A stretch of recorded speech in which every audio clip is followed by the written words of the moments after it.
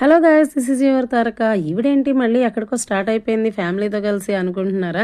వింటారు కదండి. అలాగనే అరకు వెళ్ళట్లేదు, లంబసింగి వెళ్ళట్లేదు సుమి.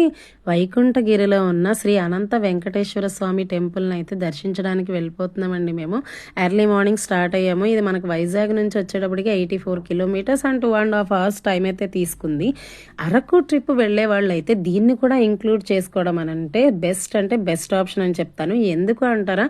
అరకు ఘాట్ రోడ్ స్టార్ట్ అయ్యేటప్పుడు రైట్ సైడ్ లో మనకి కాశీపట్నం అనే విలేజ్ అయితే కనబడుతుందండి. అక్కడి నుంచి మనం రైట్ గనక తీసుకుని 18 కిలోమీటర్స్ అయితే కొండ మీదకి ప్రయాణం చేస్తే మనకైతే ఈ టెంపుల్ ని చేరుకోవడం జరుగుతుంది.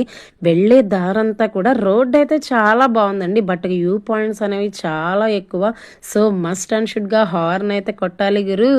అండ్ దీని యొక్క స్పెషాలిటీ ఏంటంటే ప్రపంచంలోనే అత్యంత ఎత్తులో ఉన్న వెంకటేశ్వర స్వామి టెంపుల్ అయితే ఇదేనంటండి. అందులోనూ అది మన వైజాగ్ దగ్గరగా ఆంధ్రప్రదేశ్లో ఉండడం సో ప్రౌడ్ ఆఫ్ కదా. అండ్ మనకి వచ్చేటప్పటికి ఇది 3400 feet హైట్లో అయితే ఉంది. వెళ్ళే దారంతా కూడా చాలా బాగుంటుంది.